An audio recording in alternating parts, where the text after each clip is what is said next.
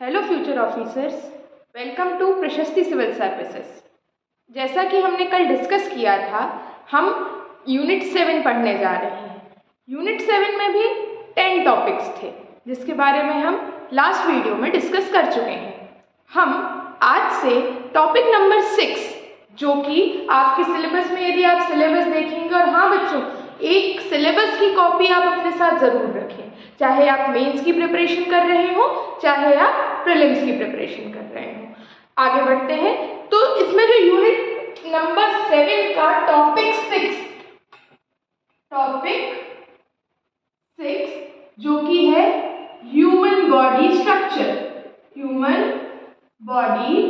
Structure, यानी कि इसी को कहा गया है मानव शरीर संरचना।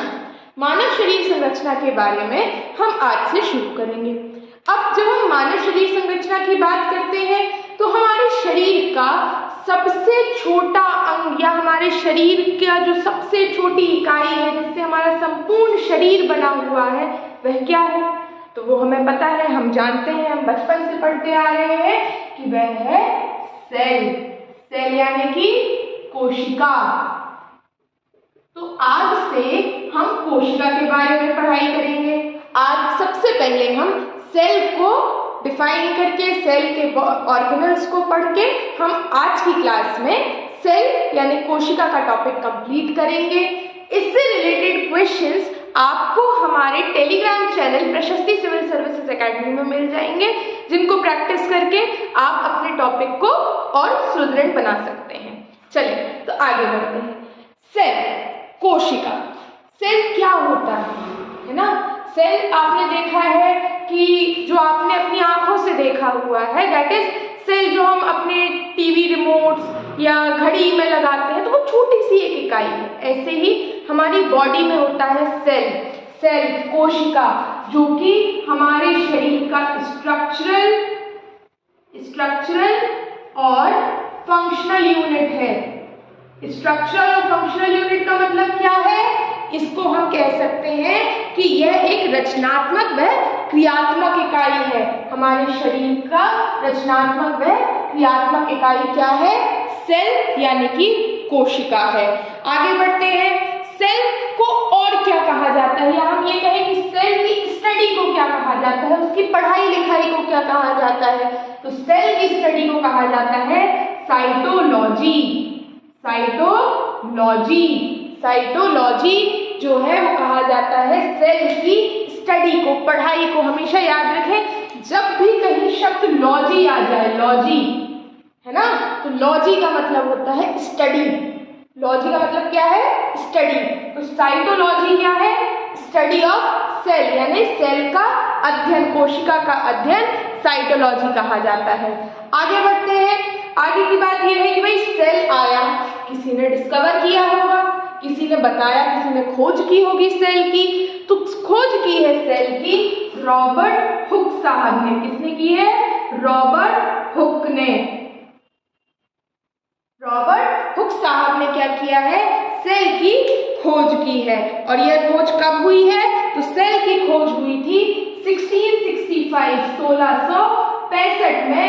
रॉबर्ट हुक का हुक फंस गया था सेल में, तो यहाँ पे रॉबर्ट हुक ने किसकी खोज कर ली थी? सेल की। हुक फंस गया था सेल में, तो खोज हो गई सेल की। तो रॉबर्ट हुक साहब ने किसकी खोज की?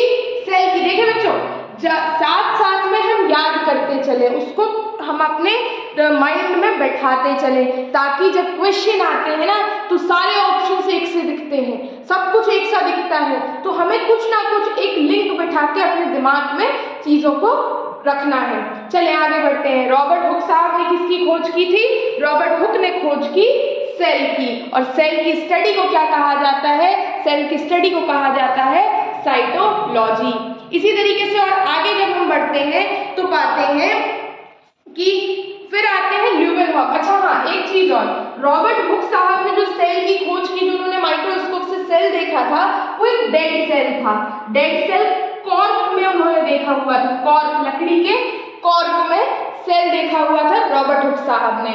आगे बढ़ते हैं। आगे का समय जब आता है, एक सेकेंड, आगे लिविंग सेल किसने देखा? सबसे पहले लिविंग सेल पॉन्ड वाटर में सेल देखने वाले व्यक्ति थे ल्यूवेनहॉक। ल्यूवेनहॉक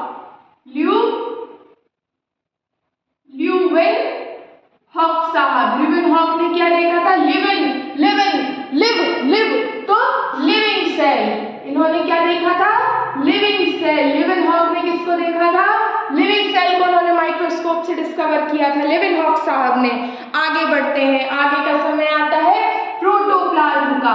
प्रोटोप्लाज्म, जब सेल की खोज हुई तो उसमें प्रोटोप्लाज्म की खोज हुई।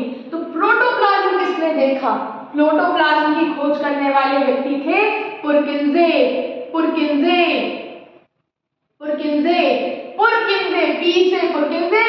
प्रोटोप्लाज्म। प्रोटोप्लाज्म की खोज किसने की? पुरकिंजे ने। प्रोटोप्लाज्म की खोज किसने की?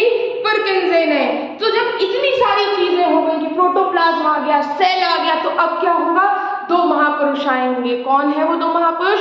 शेल्डन और सचवान ने कहा कि चलो भाई, जब इतनी बात आपने कर ली है तो हम एक सेल थ्योरी निकाल देते हैं। तो सेल थ्योरी को प्रोपोगेट करने वाले कौन थे? सेल थ्योरी को प्रोपोगेट किसने किया है? सेल थ्योरी को प्रोपोगेट किया है शेल्डन एंड सचवान ने किसको प्रोपोगेट किया है? सेल थ्योरी को। सेल थ्योरी के डिस्कवरर कौन है? Schleiden and Schwann. आगे बढ़ते हैं। जब इतनी सारी चीजें हो गई और हमें पता चल गया कि सेल है, कोशिका है, हमारे शरीर की जो सबसे महत्वपूर्ण या सबसे छोटी इकाई है वह कोशिका है, तब जब आगे बात आई तो पूछा गया भाई ये कोशिका कितने प्रकार से है, कितने प्रकार से हम अपनी कोशिकाओं को विभाजित कर सकते हैं। तो आगे चल के कोशिका का विभाजन होता है, कोशिका का सेल को हम क्लासिफाई करते हैं। तो सेल दो तरीके से क्लासिफाई हो सकते हैं बेटा। एक तरीका है आपका on the basis of nucleus, यानी केंद्रक के आधार पर। एक तरीका है केंद्रक के आधार पर, on the basis of nucleus, और दूसरा तरीका है on the basis of organism. Organism का मतलब क्या होता है? जो जंतु हैं, जंतु के आधार पर, on the basis of organism. चले तो न्यूक्लियस के आधार पर, न्यूक्लियस केंद्रक सब पूरे सेल को चलाने वाला, पूरे सेल का प्राण जो है वो न्यूक्लियस है, उसे हम सेल का ब्रेन भी कहते हैं। तो न्यूक्लियस के आधार पर हमारे सेल दो प्रकार से डिवाइड होते हैं। कौन कौन से दो प्रकार है? तो एक होता है प्रोकैरियोटिक सेल और दूसरा होता है यूकैरियोटिक सेल। न्यूक्लियस के आधार पर सेल कितने प्रकार से डिवाइडेड होते हैं? तो दो प्रकार से, एक है प्रोकैरियोटिक और दूसरा होता है यूकैरियोटिक। तो क्या होता है प्रोकैरियोटिक और यूकैरियोटिक? देखो, प्रोकैरियोटिक, प्रो यहाँ पे वो वाला प्रो नहीं है कि भाई तू प्रो है, वो वाला प्रो नहीं है यहाँ पे। प्रो का मतलब होता है प्राइमरी, प्रो का मतलब प्राइमरी या प्रिमिटिव या प्राथमिक, यानी जो पहले आया। प्राइमरी पहले पढ़ते हैं ना, फिर हाई स्कूल में जाते हैं, तो प्रो यानी प्राइमरी, जो पहले आया। अब जो पहले आएगा क्या वो ज्यादा विकसित होगा?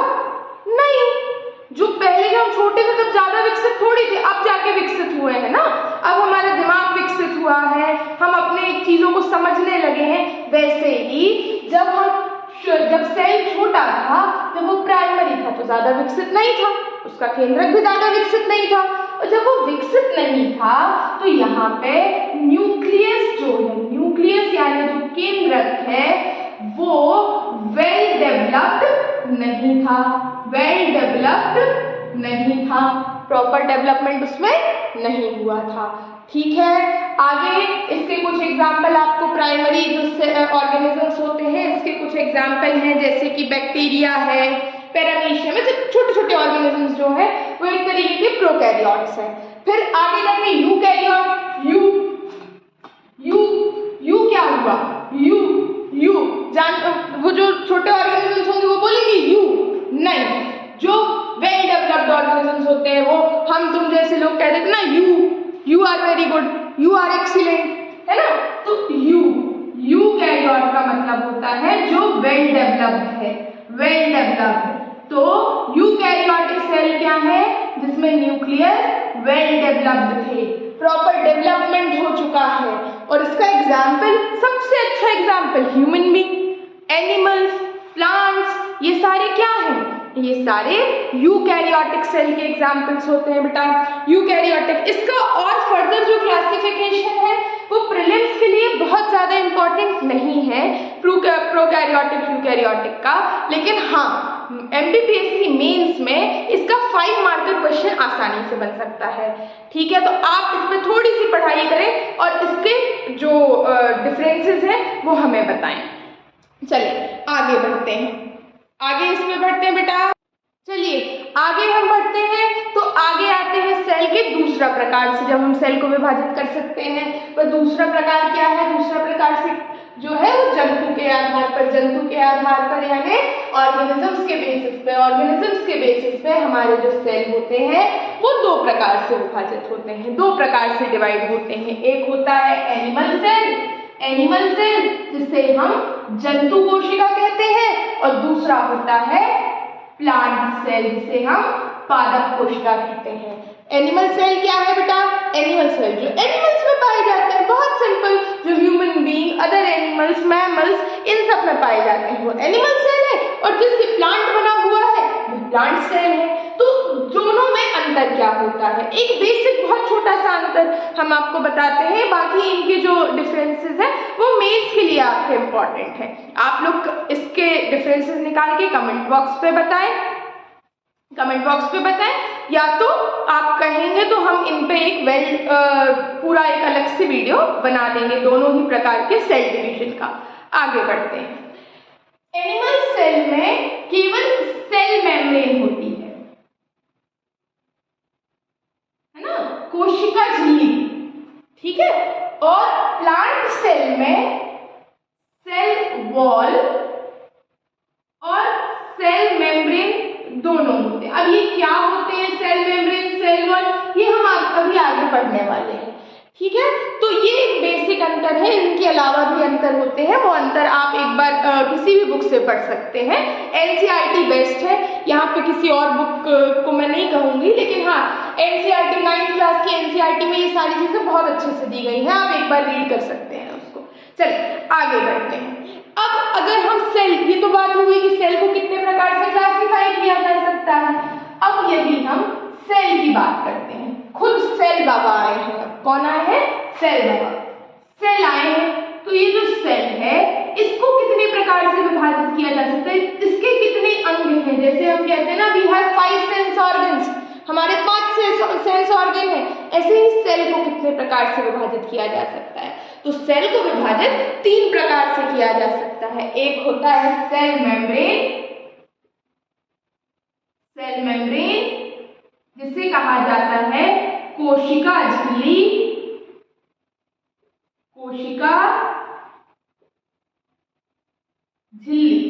दूसरा क्या है, तो दूसरा होता है साइटोप्लाज्म,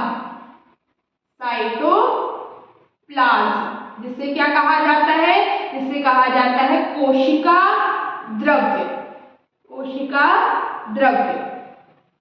और तीसरा क्या है, तो तीसरा है न्यूक्लियस,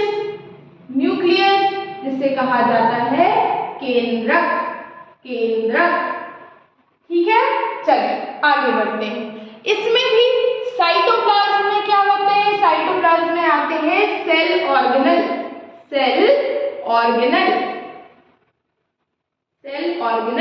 सेल ऑर्गेनल क्या है, आपके सेल के जितने ऑर्गन्स हैं, जितने पार्ट्स हैं, उन्हें हम सेल ऑर्गेनल कहते हैं।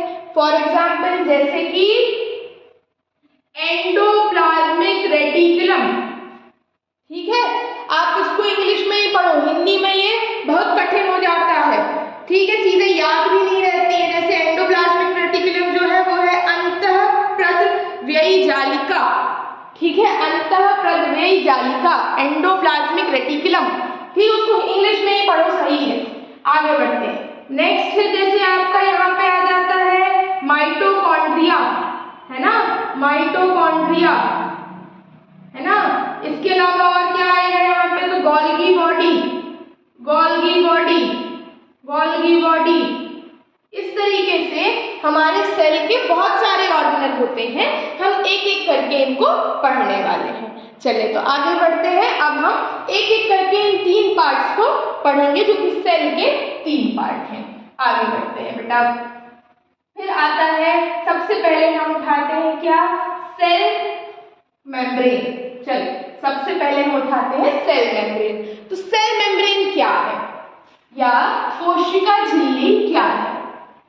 सेल मेम्ब्रेन या कोशिका झिल्ली क्या है? कोशिका झिल्ली। तो अगर कोई कोशिका है, यदि कोई सेल है, तो इसका बाहरी हिस्सा, इसका आउटर कवरिंग है सेल मेम्ब्रेन। जैसे हमारी शरीर की आउटर कवरिंग क्या है, हमारी स्किन है, राइट। ऐसे ही सेल का जो बाहरी कवरिंग है, जो बाहरी झिल्ली है सेल की, वह क्या है, सेल मेम्ब्रेन है। चले आगे बढ़े। तो अब ये जो सेल मेम्ब्रेन है, इसको और क्या कहा जाता है? इसे कहा जाता है, it is also known as plasma membrane, plasma झिल्ली, प्लाज्मा मेम्ब्रेन, प्लाज्मा झिल्ली। इसको क्या कहा जाता है? प्लाज्मा झिल्ली। अच्छा हाँ, एक चीज और, हम आपको जो यहाँ पर नोट्स प्रोवाइड कर रहे हैं, ये आपके मेंस के 3 मार्कर के हिसाब से भी सही है कि आप इनको उठा के सीधे सीधे अगर 3 मार्कर भी लिख दोगे ना तो भी बहुत अच्छी बात है। इसमें कुछ आपका कोई अलग से मेहनत करने की जरूरत नहीं है। और वैसे भी प्रीलिम्स के जो फैक्ट होते हैं उन्हें मोर और लेस हमें ऐसे ही प्रिपेयर करना चाहिए कि हम 3 मार्कर उसको लिख दें। सीधे क्वेश्चन आ जाएगा सेल मेम्ब्रेन, 3 नंबर का है, 3 पॉइंट लिखो, 3 नंबर का। 3 मार्कर्स आपके मतलब फुल, जैसे हम कहते हैं ना कि मैथ्स ऐसी चीज है जिसमें हमें फुल नंबर मिलने वाले हैं, सेम चीज है वो। चले आगे बढ़ते। अब ये क्या है? आउटर कवरिंग है। ये क्या है? Outer covering. जैसे हमने बता ही दिया है कि इट इज आउटर कवरिंग, बाहरी आवरण है, आउटर कवरिंग ऑफ सेल। चले आगे बढ़े, आउटर कवरिंग ऑफ सेल। इसके बाद ये बना काय से होता है, ये बना काय से होता है बेटा। तो ये बने होते हैं लिपिड, लिपिड और प्रोटीन से। किससे बने होते हैं? लिपिड और प्रोटीन से। सेल मेम्ब्रेन किससे बनी होती है? लिपिड और प्रोटीन से मिलकर बनी होती है। और इसके फॉर्मेशन को क्या कहते हैं? ये जो सेल मेम्ब्रेन बनती है, इसके फॉर्मेशन को क्या कहते हैं? तो इसके फॉर्मेशन को कहा जाता है membrane, membrane biogenesis, membrane biogenesis. इसके फॉर्मेशन को कहा जाता है मेम्ब्रेन बायोजेनेसिस। तो ये किस प्रकार की होती है? तो यह होती है सेमी परमिएबल। कैसी होती है? Semi permeable. सेमी परमिएबल का मतलब और क्या कह सकते हो? Selective, selective permeable. Semi permeable या इसी को आप कह सकते हैं सिलेक्टिव परमिएबल यानी अर्धपारगम्य। सेमी परमिएबल को क्या कह सकते हैं? अर्धपारगम्य।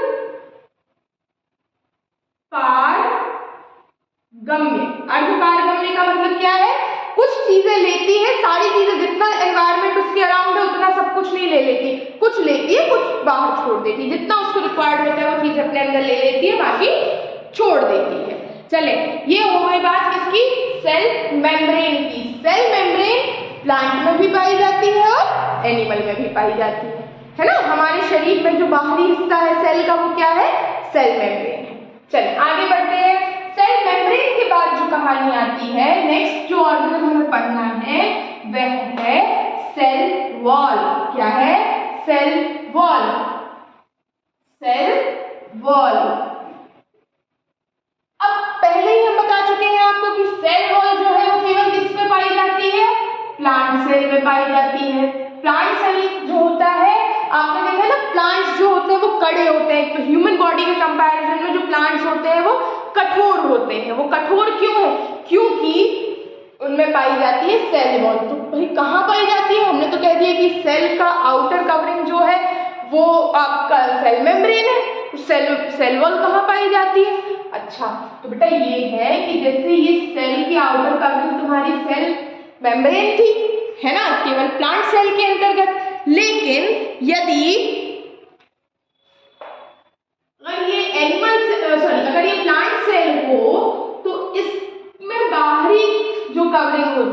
सेल वॉल होती है। तो ये क्या है, ये सेल वॉल है, और ये क्या है, तो ये सेल मेम्ब्रेन है। ये क्या है, सेल मेम्ब्रेन है।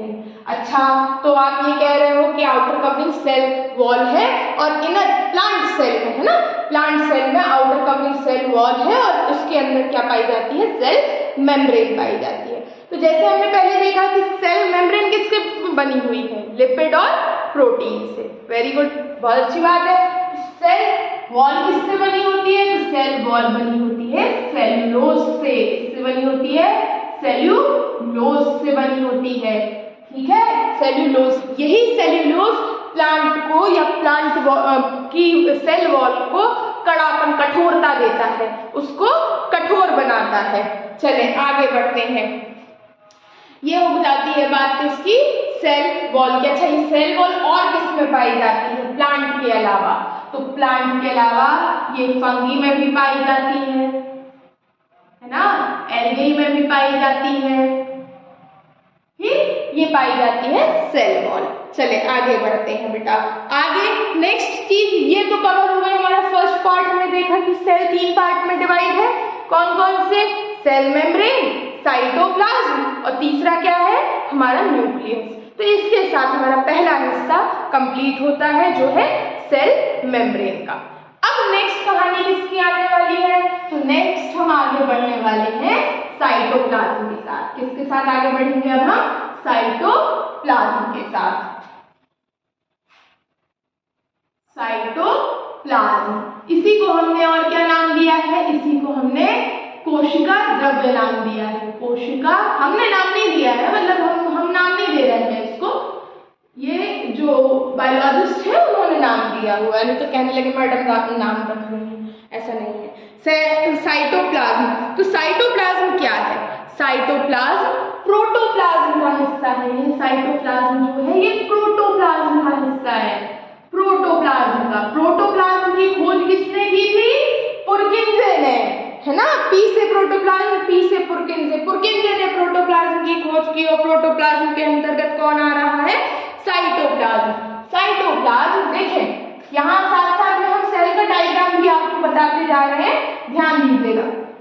ये अगर हमारी सेल मेम्ब्रेन है, हम एनिमल सेल को लेकर बात करते हैं, ये अगर हमारा एनिमल सेल है और उसकी सेल मेम्ब्रेन है, तो इसके अंदर एक लिक्विड, जैसा कहा गया है कोशिका द्रव्य, लिक्विड पाया गया है। इसी लिक्विड का क्या नाम है, इसी लिक्विड को हम कह रहे हैं साइटोप्लाज्म। यही लिक्विड हमारा साइटोप्लाज्म है, जिसे हम कोशिका द्रव्य कहते हैं। अब लिक्विड है तो क्या होगा इसमें, किससे मिलकर बना होगा, जैसे हमने देखा कि जो सेल मेम्ब्रेन है वो प्रोटीन और लिपिड से मिलकर बनी हुई है, जो सेल वॉल है वो सेल्यूलोज से मिलकर बनी हुई है। तो ये साइटोप्लाज्म किससे मिलकर बना है, तो इसमें कुछ organic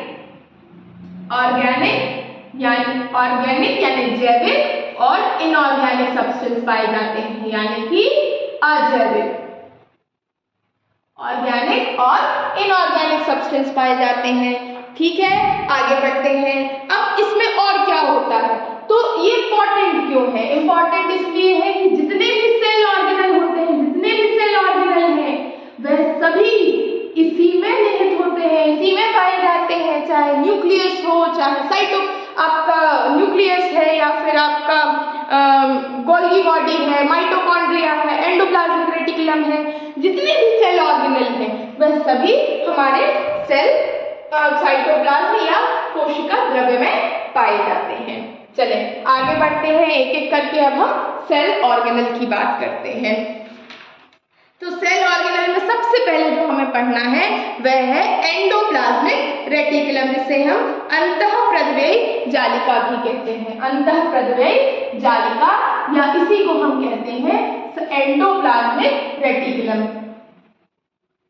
endoplasmic reticulum, endoplasmic reticulum. Endoplasmic reticulum की खोज किसने की थी, इसको डिस्कवर किसने किया था, तो इसको डिस्कवर करने वाले व्यक्ति थे porter and Claude, porter and Claude, है ना। ऐसे पढ़ो कि एंडो, एंडो यानी अंदर, है ना। और पॉट को कहाँ रखते हैं, पॉट को कहाँ रखते हैं, अंदर।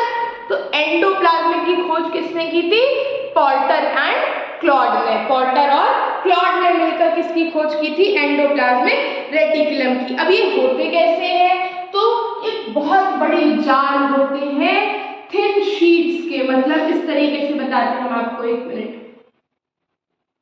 थिन शीट्स यानी इस तरीके से कुछ पतली पतली पैरेलल एक दूसरे से इस तरीके से जुड़े हुए होते हैं, इस तरीके से, ठीक है।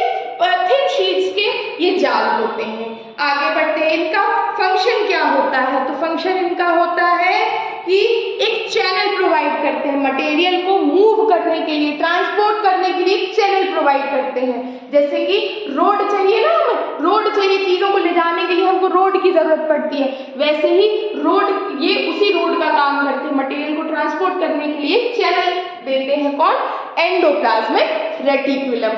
आगे बढ़ते हैं, अब ये कितने प्रकार के होते हैं, तो 2 प्रकार के होते हैं। एंडोप्लाज्मिक रेटिकुलम कितने प्रकार के होते हैं, 2 प्रकार के। कौन कौन से 2, स्मूथ, है ना, एंडोप्लाज्मिक रेटिकुलम, और रफ एंडोप्लाज्मिक रेटिकुलम। अब अंतर क्या है, यही जालिका है, इसी में ये स्मूथ है, बढ़िया सपाट सड़क चले जा रहे हैं, तो क्या होगा, स्मूथ, है ना। इसी में हम छोटे छोटे गड्ढे कर दें, इसी में हम छोटे छोटे गड्ढे कर दें, इस तरीके से हमने ब्रेकर लगा दिए, बीच बीच में गड्ढे कर दिए, बीच बीच में, तो ये क्या हो गया, रफ, है ना। तो ये जो ब्रेकर लगाए हैं, ये क्या है, ये है राइबोसोम, ये है राइबोसोम, राइबोसोम। तो राइबोसोम क्यों इंपॉर्टेंट है, ribosome is known as protein factory of cell, protein की फैक्ट्री है, यहाँ प्रोटीन बनता है, ये प्रोटीन की फैक्ट्री है, यहाँ पे प्रोटीन बनता है, राइबोसोम, ठीक है। और राइबोसोम की खोज करने वाले व्यक्ति थे जी.ई. पैलाडे। कौन थे, जी.ई. पैलाडे, जी.ई. पैलाडे। पैलाडे ने क्या कर दिया, प्रोटीन बना दिया, पैलाडे ने प्रोटीन बना दिया, ठीक है बेटा। तो ribosome is known as protein factory which is discovered by G E. Palade, okay. और इसी राइबोसोम की वजह से एंडोप्लाज्मिक रेटिकुलम क्या होता है, रफ एंडोप्लाज्मिक रेटिकुलम होता है। चलिए आगे बढ़ते हैं, आगे इस पे जैसे हम बढ़ते हैं, तो अब स्मूथ एंडोप्लाज्मिक रेटिकुलम की क्या जरूरत है, क्यों रख रहे हैं इसको स्मूथ एंडोप्लाज्मिक रेटिकुलम को, तो स्मूथ एंडोप्लाज्मिक रेटिकुलम लिपिड्स बनाता है, लिपिड्स एंड फैट्स, ठीक। रफ एंडोप्लाज्मिक रेटिकुलम में प्रोटीन बनता है और स्मूथ एंडोप्लाज्मिक रेटिकुलम में क्या बनता है, लिपिड और फैट्स बनता है, और ठीक है। चले तो आगे बढ़ते हैं, यहाँ पे अगर हम रख दें इस साइटोप्लाज्म में, यदि हम एंडोप्लाज्मिक रेटिकुलम को रखें तो कैसे हो जाएगा, कुछ इस तरीके से आएगा। आप सेल का डायग्राम देखेंगे ना, एनसीईआरटी में आपको आसानी से मिल जाएगा, है ना, इस तरीके से कुछ आ जाएगा। ये इसको हम कह देते हैं क्या, एंडोप्लाज्मिक रेटिकुलम। आगे बढ़ते हैं, नेक्स्ट है आपका गोल्जी बॉडी, या इसी को हम कहते हैं गोल्जिकाय, गोल्जी बॉडी या गोल्जिकाय, ठीक है। और गोल्जिकाय को डिस्कवर करने वाले व्यक्ति का नाम बहुत आसान है, उन्हीं के नाम पे गोल्जिकाय का नाम रख दिया गया था, गोल्जी बॉडीज, गोल्जी बॉडीज। और गोल्जी बॉडीज को डिस्कवर करने वाले थे कैमिलो गोल्जी। ये याद करने की जरूरत नहीं, जहां गोल्जी लिखे वो गोल्जी बॉडी हो जाएगा, है ना। गोल्जी बॉडी को डिस्कवर करने वाले कौन थे, गोल्जी, कैमिलो गोल्जी। अच्छा, गोल्जी बॉडी को क्या कहा जाता है, इसे कहा जाता है post office of cell, post office of cell. क्यों कहा जाता है, अच्छा, पोस्ट ऑफिस क्या होता है, पोस्ट ऑफिस एक ऐसी जगह है जहां से सारी चीजें आती हैं, पैकेज होती हैं और फिर दूसरी जगह पहुंच जाती हैं, है ना। ये जगह पोस्ट ऑफिस की है। सेम काम कौन करता है, गोल्जिकाय करता है। क्या करता है, जितने भी आपके सब्सटेंस हैं उनको एक साथ लाता है, जो भी हमारे मटेरियल हैं जिनको हमें ट्रांसपोर्ट करना है हमारी बॉडी के अंदर, उन्हें वो पैकेज करता है, पैकेज करता और ट्रांसपोर्ट करता है। किसको? और मटेरियल। कौन से? अब चाहे वो हॉर्मोन्स हो, शुगर हो, या और भी जो विटामिन्स हो, मिनरल्स हो, सेल के अंदर ही अंदर चीजों को पहुंचाता है। कौन करता है? ये गोल्जी बॉडी करता है। ठीक है, तो यहाँ पे हम इस तरीके से देख लें कि मान लेते हैं इस तरीके से यहाँ पे क्या है, ये गोल्जिकाय है, ये गोल्जिकाय है। ठीक है, और ये गोल्जिकाय इससे कनेक्टेड होता है, इस तरीके से गोल्जिकाय से एंडोप्लाज्मिक रेटिकुलम से कनेक्टेड होता है। चलिए आगे बढ़ते हैं। नेक्स्ट आता है कौन? नेक्स्ट आता है लाइसोसोम। नेक्स्ट आता है लाइसोसोम। लाइसोसोम को कहा जाता है suicide bag, suicide bag of cell, suicide bag. तो ये सुसाइड बैग क्यों कहा जाता है? सुसाइड बैग इसलिए कहा जाता है क्योंकि ये सेल को डेथ करने का काम करता है, डाई करने का। खराब जो सेल होते हैं, खराब जो सेल ऑर्गेनल है, उनको हमारी बॉडी से हटाने का काम कौन करता है? लाइसोसोम करता है। क्लियर? लाइसोसोम करता है। अब लाइसोसोम कैसे करता है? तो लाइसोसोम के अंदर कुछ डाइजेस्टिव एंजाइम होते हैं, पाचन एंजाइम होते हैं। डाइजेस्टिव एंजाइम या पाचन एंजाइम होते हैं। ये जो पाचन एंजाइम होते हैं, ये हमारी बॉडी सेल के अंदर जो भी खराब सेल होते हैं या जो खराब सेल ऑर्गेनल होते हैं, उन्हें हमारी बॉडी से हटाने का काम करते हैं। ठीक है, इसी के कारण जो हमारे सेल की डेथ होती है ना, natural death of cell, that is very much required, उसको हम कहते हैं apoptosis.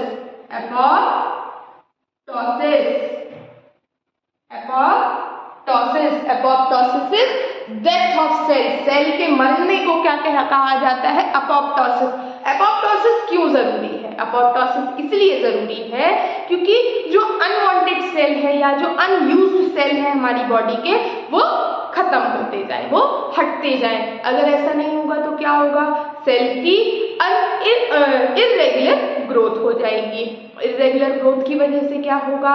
Sometimes it may cause cancer, है ना? कैंसर भी हो सकता है, एकदम से सेल बढ़ रहे हैं। यही तो होता है कैंसर में कि अनवांटेड सेल जिनकी जरूरत नहीं है वो जो है वो बढ़ रहे हैं। क्यों बढ़ रहे हैं? क्योंकि वहां पे एपोप्टोसिस रेट कम है, एपोप्टोसिस कम हो गया, एपोप्टोसिस नहीं हो रहा है, सेल की डेथ नहीं हो रही है। नेक्स्ट आगे बढ़ते हैं, लाइसोसोम से हम आगे चलेंगे। अच्छा, लाइसोसोम यहाँ कहीं एक छोटा सा लाइसोसोम रख दो तुम, इस तरीके से ये लाइसोसोम हो गया है भाई, लाइसोसोम हो गया है। देखो सेल ऑर्गेनल, सेल का डायग्राम बहुत आसान है, हम बचपन से पढ़ते आ रहे हैं, है ना? लेकिन वो बहुत आसान है। जितने ऑर्गेनल हैं उन सबको डिजाइन बना के रख दो बढ़िया से, क्यों परेशान होना, है ना? कि हम बिल्कुल देख के बिल्कुल एक लाइन नहीं करना है, ऐसा बहुत आसान है सेल। आगे बढ़ते हैं, आगे आता है माइटोकॉन्ड्रिया। माइटोकॉन्ड्रिया, अच्छा एक बात बताऊं, ये जो माइटोकॉन्ड्रिया है इससे 4 से 5 बार क्वेश्चन आ चुका है, जिनमें से 2 बार तो एमपीपीएससी ने ही पूछा है। 2 बार एमपीपीएससी पूछ चुका है माइटोकॉन्ड्रिया को क्या कहा जाता है। एक बार पूछा है कि माइटोकॉन्ड्रिया को क्या कहा जाता है, और एक बार पूछा गया है कि power of house of cell किसे कहा गया है। ठीक है, तो माइटोकॉन्ड्रिया को क्या कहा गया है? माइटोकॉन्ड्रिया को कहा गया है पावर हाउस ऑफ सेल। दूसरा नाम क्या है? Power house. अच्छा, क्यों कहा गया है? नाम से पता चल रहा है, पावर हाउस। पावर हाउस जो हमारे यहाँ होते हैं उससे क्या होता है? इलेक्ट्रिसिटी जनरेट होती है। तो पावर हाउस ऑफ सेल में क्या होगा? इलेक्ट्रिसिटी जनरेट होगी। ठीक है, चलिए आगे बढ़ते हैं। तो यहाँ पे इलेक्ट्रिसिटी नहीं, एनर्जी जनरेट होगी, है ना? हम उसको इलेक्ट्रिसिटी, शरीर में इलेक्ट्रिसिटी नहीं, एनर्जी दौड़ती है। इसकी खोज किसने की थी? तो इसकी खोज की थी रिचर्ड एल्टमैन ने। किसने की थी? रिचर्ड एल्टमैन ने। और इसको नाम किसने दिया था? It is named by Benda. Benda, नाम बेंडा ने दिया था और खोज रिचर्ड एल्टमैन ने की थी। आगे बढ़ते हैं, तो ये क्या काम करता है? क्यों इसको पावर हाउस कहते हैं? Because it produces energy. यह ऊर्जा बनाता है, प्रोड्यूस एनर्जी। अब अच्छा, जो एनर्जी बनाता है वो ऐसे नहीं कि वॉट के फॉर्म में, पावर जो है वो वॉट के फॉर्म में निकाल रहा है, ऐसा नहीं है। इन द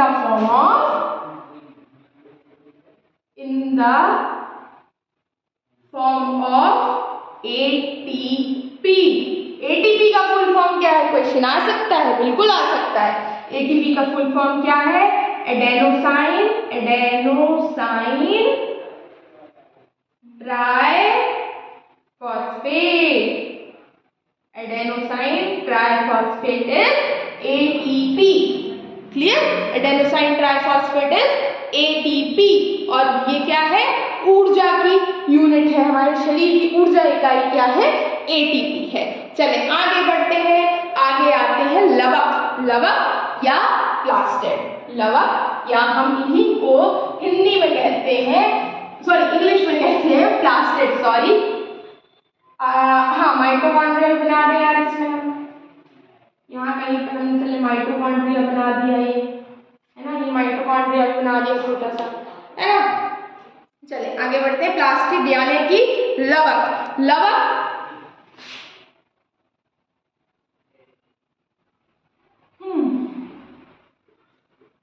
इसका नामकरण, इसको नाम दिया था, इट इज नेम्ड बाय ई हैकल, है ना। हैकल जी ने इनको नाम दिया था प्लास्टिड यानी कि क्या, लवक कितने प्रकार, अच्छा ये कहाँ पाए जाते हैं, तो देखो प्लास्टिड प्लांट प्लास्टिड, तो it is only found in plants, है ना। अभी कितने प्रकार के होते हैं प्लास्टिड, तो 3 प्रकार के होते हैं। कौन कौन से, एक होता है ल्यूकोप्लास्ट, एक होता है क्रोमोप्लास्ट, और एक होता है क्लोरोप्लास्ट, ठीक।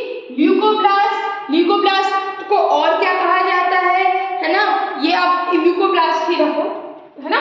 तो ये होता है आपका वाइट और नो कलर विहीन या सफेद कलर के, जो सफेद कलर प्लांट को मिलता है वो ल्यूकोप्लास्ट से मिलता है। क्रोमोप्लास्ट देता है ऑरेंज, रेड और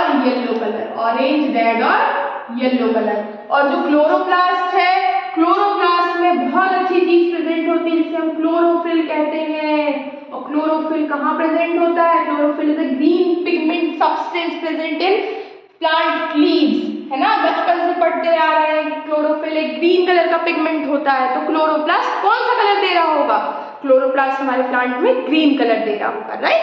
तो इसी को और क्या कहा जाता है, किचन ऑफ सेल। यहाँ खाना बनता है ना, लीव्स जो होती है वो खाना बनाती है, और लीव्स में प्रेजेंट होता है क्लोरोफिल, और क्लोरोफिल किसका कहाँ से मिलता है, क्लोरोप्लास्ट से, ठीक है। तो इसको क्या कहा जाता है, किचन ऑफ द सेल कहा जाता है। आगे बढ़ते हैं भाई, आगे आता है वैक्यूल। आगे क्या आता है, वैक्यूल को और क्या कहा जाता है, रिक्तिका, है ना। तो ये वैक्यूल क्या है, ये स्टोरेज सैक यानी कि बोरा हमारे सेल के लिए, बोरे जो होते हैं ना, बोरे तो क्या करता है, स्टोर करने का काम करता है, सब कुछ स्टोर कर लेगा। क्या स्टोर करेगा, खाना, पानी, ये सारी चीजें स्टोर करने के लिए, मिनरल्स, ये सारा कुछ स्टोर करने का काम कौन करता है, वैक्यूल करता है। अब आगे बढ़ते हैं, इसको हम क्या कहते हैं, स्टोरेज सेल क्या है, वैक्यूल है, जिसे हम रिक्तिका के नाम से जानते हैं। तो इसके साथ हमारा जो दूसरा पार्ट था वह भी खत्म हुआ। दूसरा पार्ट क्या था, पहला हमने देखा था सेल मेम्ब्रेन, जिसके 2 पार्ट आए, कौन कौन से आए, सेल मेम्ब्रेन और सेल वॉल। इसके बाद हमने दूसरा पार्ट देखा था साइटोप्लाज्म यानी कि कोशिका द्रव्य। उसके कौन कौन से ऑर्गेनल देखे हमने देखा उसमें माइटोकॉन्ड्रिया, लाइसोसोम, है ना, प्लास्टिड, वैक्यूल, गोल्जी बॉडी या गोल्जी कार, है ना। तो इसके साथ हमने सेकेंड पार्ट भी कवर कर दिया। अब सेकेंड पार्ट के बाद, अच्छा दोस्तों, अगर आपको वीडियो पसंद आ रहा है तो आप अपने दोस्तों के साथ इसको शेयर करना ना भूलें। इसको शेयर करें, लाइक करें और हमारे चैनल को सब्सक्राइब भी करें, क्योंकि हम आपको यहाँ पे इंटीग्रेटेड प्रिपरेशन दे रहे हैं, ताकि यहाँ आपने पढ़ा, टेलीग्राम चैनल में आपको क्या मिल जाएंगे, क्वेश्चंस मिल जाएंगे, आज के आज क्वेश्चन सॉल्व कर लो, है ना। देखो प्रीलिम्स में सक्सेसफुल होने का एक तरीका है, practice more number of questions. आप जितने ज्यादा नंबर ऑफ क्वेश्चंस प्रैक्टिस करेंगे, आपका सक्सेस रेट उतना ज्यादा हाई होता जाएगा। डायरेक्टली प्रोपोर्शनल रिलेशन है इनका। चले आगे बढ़ते हैं। आगे नेक्स्ट आता है लास्ट पार्ट, जो है न्यूक्लियस। न्यूक्लियस को कहा जाता है केंद्रक।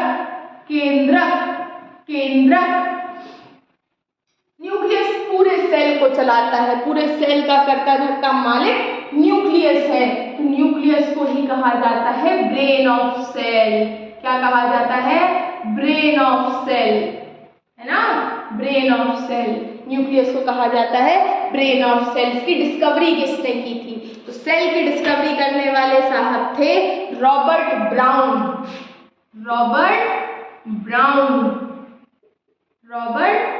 याद रखना, हुक फंसा था सेल में, रॉबर्ट हुक, इसलिए आपको लिंक करके याद करवाया। रॉबर्ट हुक का हुक फंसा था सेल में, क्योंकि रॉबर्ट ब्राउन ने तो न्यूक्लियस डिस्कवर किया था। ये क्या होता है, तो ये होता है डबल लेयर्ड मेम्ब्रेन। इसमें डबल लेयर होती है मेम्ब्रेन की। क्या होती है, डबल लेयर, जिसे हम कहते हैं न्यूक्लियर मेम्ब्रेन, केंद्रक झिल्ली, डबल लेयर होती है। आगे बढ़ते हैं, तो इसी में पाया जाता है क्रोमैटिन। यही क्रोमैटिन रिस्पॉन्सिबल है डीएनए के फॉर्मेशन के लिए, ठीक है। इसी से हमारे डीएनए का फॉर्मेशन होता है, न्यूक्लियस में ही फॉर्मेशन होता है, ठीक। चले आगे बढ़ते हैं। एक और चीज इंपॉर्टेंट यहाँ आपकी छूट गई है, अन्य तथ्य में आप लिख सकते हैं कि जैसे हमने बताया कि सेल मेम्ब्रेन जो है वो दोनों में पाई जाती है, प्लांट और एनिमल दोनों में पाई जाती है, राइट। एक अन्य तथ्य में लिख लें कि जो वायरस होता है ना, वायरस, उसमें सेल मेम्ब्रेन नहीं होती, it is devoid of cell membrane, है ना। वायरस में सेल मेम्ब्रेन नहीं होती, it is devoid of cell membrane, ठीक। ये अन्य तथ्य में आप लिख सकते हैं। बाकी हम आपको एपोप्टोसिस बता चुके हैं। Apoptosis is death of cell membrane, biogenesis is formation of cell membrane, okay. चलिए दोस्तों, तो इसके साथ हमारा सेल कंप्लीट होता है बेटा। आप सेल को अच्छे से पढ़ें, एक बार बुक से भी रीड करें। इसके क्वेश्चंस आपको टेलीग्राम चैनल पे मिल जाएंगे, आप यहाँ से लेक्चर पढ़ के टेलीग्राम चैनल में क्वेश्चन सॉल्व कर सकते हैं। All the best for your preparation. Thank you. जय हिंद।